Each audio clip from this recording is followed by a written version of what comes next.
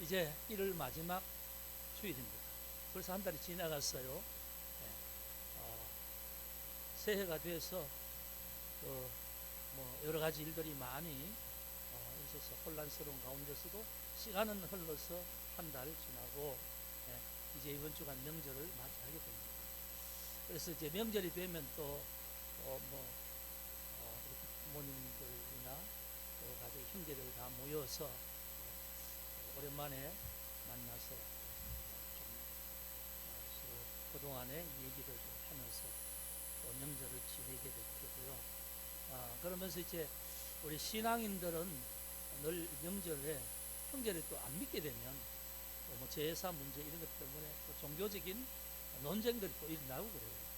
그래서 이번에 명절을 앞두고 무슨 말씀을 할까 그러다가 잠언 말씀이 생각이 나서 하나님의 원하심이 뭘까? 하나님은 마음을 지키라. 마음을 지키라. 그래서 자기 마음을 지키는 사람 무엇보다도 마음을 지키라. 이 마음에서 생명의 근원이 난다. 그렇게 말씀하시죠. 그래서 오늘 이 마음에 대한 부분을 좀 말씀을 드리면서 이 마음을 다스리는 법, 뭐 그런 우리가 보면 그런 것도 있습니다만 우리가 1년 동안 믿음 안에서 살아가면서 우리가 늘 사람들과 이렇게 마주치고 또 세상에서 일을 하고 살아가지요. 그러면 그리스도인으로서 살아가는 삶의 지혜가 뭘까? 그럴 때에 자기 마음을 지키는 것. 이것이 참 중요하다고 그렇게 생각이 되어집니다. 마음을 지킬 때 마음 속에 생명의 근원이 충만하게 임하는 것이죠. 하나님의 은혜가 마음 속에 임하게 된다. 그렇게 말씀할 수 있겠습니다. 여러분, 마음은 어디에 있습니까? 마음을 하트라고 이렇게 말하는데 심장에 있다. 가슴에 있다. 뭐 주로 그렇게 이제 말을 하지만 사실 마음이 어디 있는지 모릅니다. 우리가 그 사람의 어떤 모습을 좀 알기 위해서 요즘 이제 상담학적으로 보면 여러 가지 성격 조사 뭐 이렇게 많죠. MBTI 들어보셨죠? 그 MBTI에 보면 선천적으로 타고난 기질 같은 그런 내용들을 분명히 알 수 있는 것이 있습니다. 뭐 외향적인 성향이나 내향적인 성향 이런 것도 있고, 그 다음에 뭐 어떻게 지적인지 감성적인지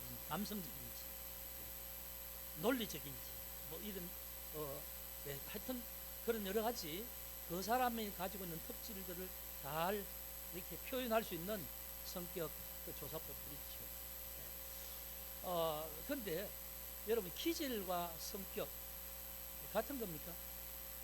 다른 거죠. 기질이라는 건 타고난 거.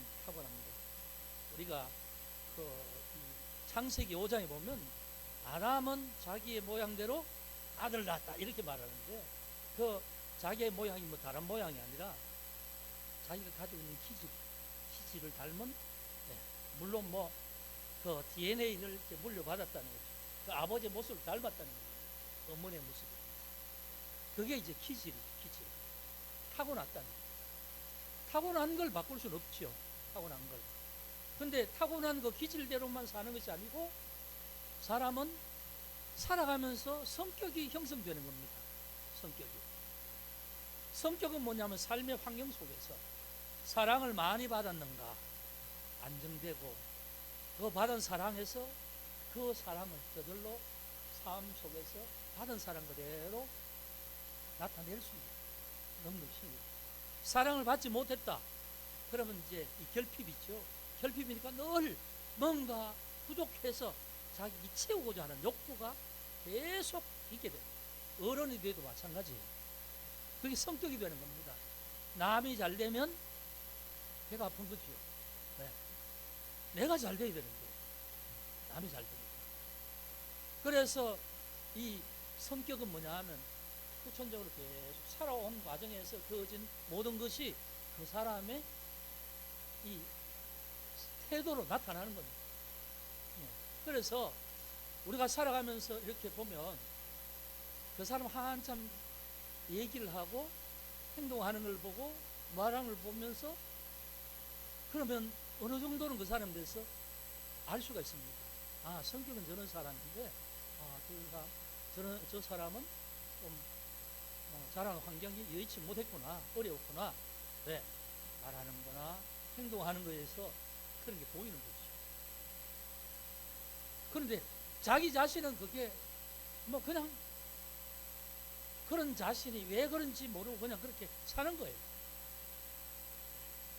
근데 그런 부분에 대해서 잘 모르기 때문에 사람과 부딪히기도 하고 자기 생각이 제일 옳다고 생각하고 뭐 그렇게 해서 다른 사람과의 어떤 소통이 되지 않는 사람도 있게 되는 거죠. 여러분, 그리스도인도 똑같은 그런 사람 중에서 다 예수를 믿었지 않습니까? 예수를 믿게 되면 그 사람에게서 달라지는 부분이 있습니다. 뭐냐면 예수를 영접할 때 예수 영이 그 사람의 심령 속으로 영으로 들어온다.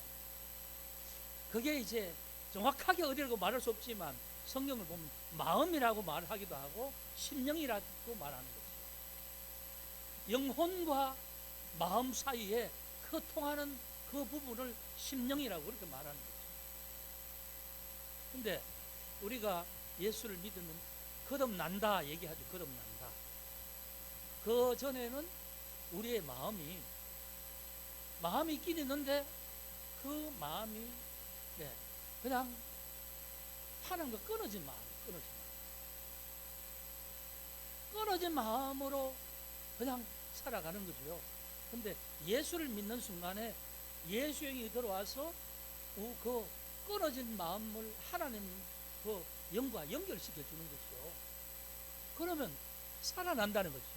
하나님은 생명이십니다. 하나님은 생명이 근원이시고 하나님은 영이시니까 하나님의 영, 예수의 영으로 들어올 때 내 영혼에 끊어진 것이 이어지는 거죠. 이어지면 그게 거듭났다 그렇게 말합니다. 중생했다, 다시 살아났다 그런 말을 하죠. 그런데 그걸로 끝이 아니고, 자, 여기서 예수 안 믿는 사람은 그냥 그 관계가 아니니까 그냥 그건 별도로 그냥 그렇게 그 세상 그대로 그 자연인으로 살아간다고 하고, 예수 믿고 사는 사람 중에 이제 영혼이 살아났는데, 영이 살아났는데, 그런데도 불구하고 그 예수 믿는 사람들의 삶이 변화가 되는 사람이 있고 변화가 되지 않는 사람이 있다. 그런데 오늘 잠언에는 이제 우리에게 인생들에게 주는 교훈으로 마음을 지켜라, 마음을 지켜라. 그러면서 그 마음에서 생명의 근원이 거기에서 있다, 거기에서 난다 그렇게 말씀합니다. 그리고 16장 32절에 우리가 읽었습니다만 마음을 지켜야 되는 이유가 뭐냐면 성을 빼앗는 자보다 마음을 다스리는 자가 더 나은 사람이다, 더 복된 사람이다 그런 말씀을 하고 있습니다. 그러면 우리가 마음을 지킨다는 게 뭐냐? 그럼 마음이 어떤 것인지를 먼저 알아야 되겠죠. 여러분, 어떤 사람들은 예수를 믿어도 자기 성품대로 살아가는 사람이 있어요. 타고난 그 기질 그대로. 그러니까 말하자면 예수를 믿긴 하는데 마음에 변화가 없는 거죠. 말은 예수 믿는데 자기 생활 방식은 옛날하고 똑같은 겁니다. 예전에 신학교 우리 교수님이 사람이 성질은 안 바뀌어지니까 나중에 결혼 상대자를 만날 때 그 성질이 어떤지를 잘 보고 성품이 어떤지를 잘 봐라 그런 말씀을 들은 적이 있습니다. 그런데 예수 믿으면 거듭났다고 하고 예수 믿으면 변화가 돼야 됩니다. 이 변화 안 되는 사람은 성질 그대로 돼요. 안 바뀌고 살아오는 거죠. 근데 이게 왜 그렇게 될까? 이 마음과 이 성품에 대해서 별로 생각을 안 하기 때문이죠. 여러분, 보통 우리가 살면서 보이는 것은 신경을 씁니다. 주로 이제 옷, 살아갈 때 이 옷을 뭡니까? 유행이나 뭐 이런 걸 따라서 특별히 옷을 신경 쓰는 사람이 있어요. 그래서 뭐 어디 새로운 뭐 옷이 나왔다면 그걸 이제 사고 싶어서 그런 사람이 있죠. 화장품, 화장에 아주 열심히 사람이죠. 얼굴을 좀 이렇게 꾸며서 그게 다 뭐냐면 다른 사람이 자기를 그렇게 예쁘게 봐주기를 원하는 거죠.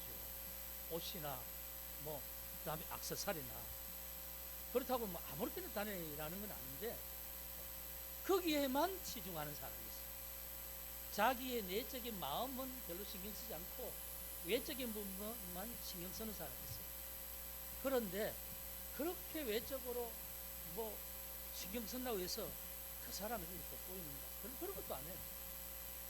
왜냐하면 그 사람에 알맞은 어떤 외적인 모습을 가지고 있으면 그 내적인 부분도 분명히 그 모습 드러나요. 그래서 내적인 부분과 그 모습이 같이 어우러지면 참 품위가 있다 이렇게 말을 하죠.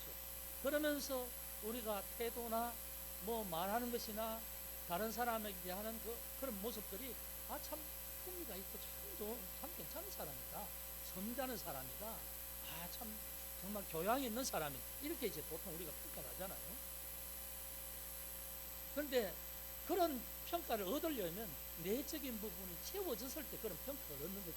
바깥에만 요란하게 뭐 비싼 뭐 이런 보석으로 치장한다고 해서 저 사람이 교양이 있다 이런 말을 하지 않죠. 믿음 안에서도 마찬가지입니다. 믿음 안에서 우리가 신경 써야 될 것이 뭐냐면 내 마음의 상태가 어떤가를 볼 수 있는 눈이 있어요. 기본적으로 예수를 확실히 믿게 되면 내 내적인 부분이 이제 살아나게 되면 그런 부분이 보이게 됩니다. 보이게 될 때 소홀하지 않고 그 부분을 찬찬히 보면 이게 지금 내 마음속이 정리가 되지 않았구나, 내 마음속이 뭔가 혼돈스럽구나, 내 마음속에 하나님 원치 않는 뭔가가 찌꺼기들이 많이 있구나 느껴져요. 여러 가지 뭐 잡된 취미들이나 여러 가지 세상적인 것을 좋아하고 하는 이런 삶을 살아왔다가 예수를 딱 진실로 영접하게 되면 내 속에, 내 마음속에, 내 관심사나 내 마음속에 남아있는 뭔가 내가 관심의 대상이 된 모든 것들이 이 정리가 되기 시작하는 거죠. 그게 이제 보여지는 거죠. 그게 안 보여지면 아직 그 사람이 예수 믿는 게 확실치 않다라고 할 수밖에 없어요. 그러면 내 마음속에 찌꺼기가 보여지면, 그러니까 우리가 예수 믿기 전에 모습이 죄인이었다는 것이 보여지는 거지. 그걸 볼 수 있어야만 그 다음 하나님께서 우리의 마음을 지키라고 하신 말씀이 무엇인지 알게 되고 지키는 방향으로 나가게 되고 그 마음속에 있는 생명의 근원의 역사들을 우리가 우리 마음속에서 그 생명의 은혜가 우리 마음을 지배하게 되는 거죠. 여러분, 우리 마음이 얼마나 더러운 것인지 성경에는 그렇게 말합니다. 예레미야 선지자는 이렇게 말해요.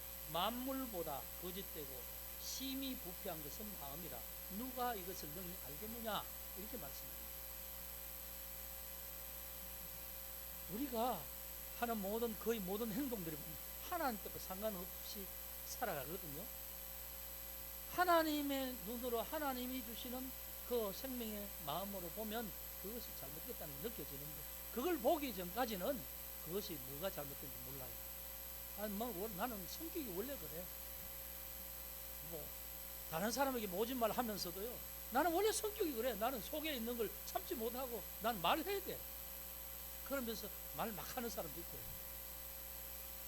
그러니까 여러 사람들 부분을 봅니다만 사실 그런 말을 했을 때 상대방이 어떤 마음으로 그 말을 들을 때 어떤가 생각이 전혀 안 들고 자기만 생각하는 거죠. 그런데 정말 예수의 영으로 그 마음에 볼 수 있는 눈이 있는 사람은 이 말을 하면 이 말이 어떤 말이고 이 말이 저 사람에게 들려지면 이 말이 어떤 영향이 있게 될지 그것도 다 알게 되는 거죠. 그 말을 하고자 하는 내 마음이 어떤 상태인지도 알게 되는 거죠. 그래서 우리는 이제 우리 마음이 뭔지를 볼 수 있는 눈이 있어야 마음을 지키게 된다. 그런 눈이 있으면 그 다음에 이제 더러운 것, 뭔가 쓰레기 같은 마음을 정리를 해야 되죠. 청소를 해야 되죠.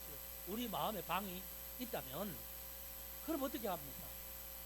예수의 보혈, 주의 은혜를 씻어주시옵소서. 그렇게 하지 않겠어요? 안 믿는 사람들이 뭐 그렇게 하겠습니까? 예수 믿는 사람이야만 자기 마음속에 더러운 상태를 알게 되고, 그럴 때에 그것을 청소할 수 있는 것이 예수 보혈의 은혜밖에 없다는 것을 알게 되면 그렇게 하는 거지요. 그게 이제 뭡니까? 마음속에 있는, 내 마음속에 있는 미움이라든가, 내 마음속에 있는 악함이라든가, 분노라든가, 슬픔이라든가, 모든 것들이 우리 마음을 자리 잡고 있는 쓰레기 아니겠습니까? 그게 뭔지 이제 보게 되면 거기에 그걸 방치해 놓는 것이 아니라 그걸 청소하는 거죠. 주님, 내 마음속에 있는 불안함을 제거해 주십시오. 주님의 평안함으로 내 마음을 채워주십시오. 내 마음에 부정한 것이 내 마음에, 내 생각에 계속 나를 괴롭게 하니까 이것을 예수님 보혈로 청소하셔서 내 생각에까지 치워주시옵소서. 청소 작업을 하는 거죠. 그게 볼 수 있는 눈이 있어야 되는 거죠. 내가 어떤 상태인지를 모르는 사람은 전혀 해결할 수 없습니다. 그러고 난 다음에 그 대신에 그 마음속에 채워져야 될 것이 무엇인지 알게 되어서 하나님 앞에 구하게 되는 거죠. 그게 채워진 상태가 내 마음을 지키는 상태가 되는 거예요. 그 마음이 채워졌다고 계속 그대로 있느냐? 아닙니다. 항상 사람 마귀는 내 마음을 계속 찔러보는 겁니다. 무슨 일이 있을 때, 야, 너 저 사람이 너한테 이렇게 하는 게 그게 정상이냐? 너 화나지 않니? 너 왜 바보같이 가만히 있어? 이제 이렇게 계속해서 내 마음을 찌르면서 내 마음에 주신 은혜를 계속 소멸되게 하는 겁니다. 그런 상태에서 내가 지키는 것이요. 아니야, 뭐 그 사람 그럴 수도 있는 것이지, 실수도 할 수 있는 것이지, 그 사람이 뭐 어떤 상황에서 지금 좀 어려움이 있는가 보지, 이런 마음이 생기게 되는 거죠. 그게 뭡니까? 긍휼의 마음이고, 자비의 마음 아니겠어요? 그게 성령이 말하는 참음, 오래 참음, 자비, 양선, 충성, 온유, 절제, 그 9가지 열매가 그런 게 아니겠어요? 그런 마음이 채워질 때에 우리는 그렇게 태도가 나타나는 거지요. 태도가 나타날 때 내 속에서 생명의 모습이 나타나는 겁니다. 내가 다른 사람이 내게 뭐 좀 잘못을 했으면 나도 그 잘못대로 나도 갚아줄 거야, 그런 것이 아니고 덮어주고 이해해주고 용서해줄 수 있는 마음이 있다면 오히려 생명의 역사로 나의 삶이 그렇게 되는 것 아니겠어요? 그걸 지금 말씀하는 거죠. 무릇 자기 마음을 지키는 자, 그 마음속에 생명이 거느니 이에서 남이로다. 여러분, 그렇습니다. 우리가 세상을 살아갈 때 그냥 혼자서 사는 건 아니죠. 어떤 식으로든지 그 사람과 관계, 만남 속에 살지 않습니까? 뭐 가정에는 가족들일 수도 있고, 또는 뭐 명절에 뭐 오랜만에 만나는 형제일 수도 있고, 바깥에서 뭐 이웃일 수도 있고, 뭐 평소에 뭐 어떤 일 때문에 자주 만나는 사람일 수도 있고, 여러 관계가 우리 삶 속에서는 있게 됩니다. 그럴 때에 우리가 어떻게 할 것입니까? 그 관계 속에서 뭐 내가 듣기 좋아하는 말만 계속 들을 수 있을 상황도 아닐 것이고, 여러 가지 갈등과 어려움 속에서 사람들을 만나면서 또 일을 하면서 할 텐데, 그럴 때에 자기의 마음을 지키는 거예요. 분노, 좌절, 우울, 이런 마음에서 자기 마음이 그런 쓰레기로 있도록 방치하거나 있지 말고, 그런 것을 적극적으로 자기 마음을 살필 수 있는 그런 눈을 가지고 살펴보고, 그런 요소가 있다면 끊임없이 청소해서 제거해내는 겁니다. 왜? 그게 있을 때 항상 사단은 그런 것을 활용해서 분노하게 합니다. 그런 것을, 우리 마음속에 있는 것을 끄집어내서 자존심을 건드립니다. 그래서 우리를 계속 흔들어서 우리의 마음을 실패하게 하는 거죠. 낙심하게 합니다. 그래서 다른 사람에게 우리는 생명의 존재라는 사실을 보지 못하게 하는 겁니다. 저 사람 예수 믿어 똑같대? 저 사람 예수 믿든 안 믿든 뭐 우리하고 다른 게 뭔데? 뭐 그런 말을 듣게 되지요. 여러분, 이번에 이제 이 추석을, 추석이 설이죠, 설을 저는 설 때는 추석이라고 해요. 추석 때는 또 설이라고 해요. 어떻든 여러분 해석을 좀 잘 하시기 바랍니다. 목사님 실수하시는데 그래도 설을 저렇게 말씀하시구나. 예. 어쨌든 설 때 여러분 주변에 만나는 분들에게 여러분 마음이 복된 마음이 되시길 바랍니다. 여러분 마음 속에 정말 기쁨과 은혜가 하나님 주신 생명의 근원되는 모습이 여러분 마음을 지배하길 바랍니다. 그럼 여러분 만나는 사람에게 생명의 모습으로 하지 않겠어요? 그게 뭐 명절뿐 아니라 한 해를 살아가면서 내가 1월 첫째, 둘째는 하나님께서 이 한 해의 시간 우리 걸어갈 때, 우리 힘들 때에 하나님 함께 하시고 도와주실 것이다. 만나도 주시고 또 매출하기도 주시는 하나님이 그렇게 주실 텐데 우리는 늘 원망하고 불평하고 황리에 따라 그렇게 할 것이 아니라 하나님이 하심을 보며 하나님을 다를 때에 하나님은 변함없이 언제나 매일 만나를 주심 같이 주실 것이다. 그런 말씀 드렸잖아요. 하나님 편에서 백성된 우리에게 주실 것이고 우리는 해야 될 게 뭐냐면 우리의 마음을 넓혀서 우리의 마음을 정말 하나님께서 원하시는 기뻐하시는 마음으로 준비하자. 지켜나가자. 누구를 만나든지 누구를 대하든지 어떤 일을 하든지 간에 우리의 마음에 상함과 분노와 좌절과 억울함과 뭐 이런 부정적인 걸 다 씻어내버리고 우리의 마음을 하나님께 주시는 사랑과 기쁨과 화평 이런 것으로 우리의 심령을 채우면 그것이 우리의 삶의 태도로 나타나게 될 겁니다. 그런 태도가 더 강화될 때에 성숙한 사람이 됩니다. 성숙한 그리스도인. 우리가 계속 평생 해도 그게 완성되는 게 없어요. 뭐 100점이다, 퍼펙트하다 그런 게 없습니다. 다만 오늘보다 내일은 더 좋은 모습입니다.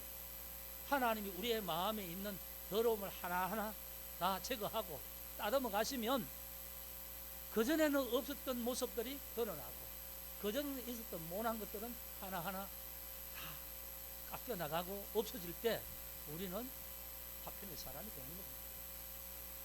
우리가 말하는 말에 생명의 능력이 있게 되는 겁니다. 우리가 살아가는 삶의 모습 속에서 우리와 관계하는 사람들이 그것을 느끼게 된다는 겁니다. 그럴 때 여러분 우리는 참으로 하나님의 자녀의 삶으로 살아가게 되는 겁니다. 네, 그래서 오늘 이 말씀을 정리하면 그렇습니다. 우리가 우리의 마음을 지키기로 결심을 해야 됩니다. 우리는 우리의 마음에 이 어떤 쓰레기가 작동하는 대로 나는 끌려가지 않으리라. 나는 우리 마음 속에 있는 어떤 부정적인 것에 내 마음이 거기 끌려서 내 기분이 뭐 좌우되고 다른 사람과 만날 때도 그렇게 되어버리고 다른 사람을 보면 뭐 좋은 면보다도 안 좋은 면을 자꾸 보게 되고 해서 다른 사람을 부정적으로 보게 되고 이런 어떤 연쇄적인 작용을 하지 않기 위해서 우리의 마음을 잘 살펴보는 거죠. 그리고 지키기로 결심을 하는 겁니다. 나는 하나님의 사람이니 한 해도 내 마음을 그렇게 지켜서 살아갈 것이다. 그렇게 지켜서 하나님 앞에 생명의 모습으로 살겠다. 그런 거죠. 그러면 여러분 우리는 우리 스스로 알지 못했던 전혀 새로운 모습으로 성숙한 모습으로 이 시간이 지나면서 달라지게 될 것입니다. 제가 말씀드린 것은 이 그리스도인으로서 가져야 될 삶의 태도 그걸 말씀드린 겁니다. 세상은 끊임없이 우리에게 불안과 뭐 부정적인 그런 부분을 계속 노출시킵니다. 노출시키지만 그리스도 안에서 우리의 마음을 지킴으로 우리는 하나님께서 준 생명의 능력을 살아가는 겁니다. 여러분, 이번 명절도 그렇게 하셔서 여러분 그 명절 지나고 나서 행복하시기를 주의 이름으로 축복합니다. 예, 한 달 한 달 지나면서 더 내 삶에 의미가 있고 기쁘고 정말 나는 예수 믿기 잘했다, 이런 마음에 하나님 주시는 기쁨의 그 열매가 더 확실해지고 더 강해지고 더 새롭게 되는 그런 우리 각자의 삶이 되기를 주의 이름으로 축복합니다. 기도합시다. 아버지 하나님, 감사합니다. 오늘 우리가 명절을 맞이하여서 하나님께서 하신 이 말씀을 따라서 함께 자기의 마음을 지키는 사람이라는 제목으로 말씀을 함께 드렸습니다. 하나님, 우리는 하나님을 믿지만 이 땅에서 우리의 타고난 기질과 성격대로 살아갑니다. 하나님을 알기 전에는 그저 그대로 살아갔습니다만 예수 그리스도를 믿음으로 우리의 끊어졌던 심령이 하나님과 연결되므로 생명의 근원되는 하나님의 자녀가 되고 우리는 산 존재가 되었기에 이제부터는 하나님 주신 마음을 잘 지키며 생명의 모습으로 살아갈 수 있도록 인도하여 주옵소서. 그래서 늘 스스로의 마음을 잘 살피고 스스로의 마음속에 남아있는 부정적인 요소들을 씻어버리되 하나님께서 내게 주실 그 은혜의 그 모든 것을 우리의 영혼, 우리의 마음에 담아서 복된 자로 생명의 사람으로 살 수 있게 하여 주옵소서. 명절을 잘 지나게 하시고 또 일요일을 잘 지나고 하나님 이 한 해도 그렇게 살 수 있도록 인도하여 주옵소서. 영광을 받으시옵소서. 예수 그리스도 이름으로 기도드립니다. 아멘.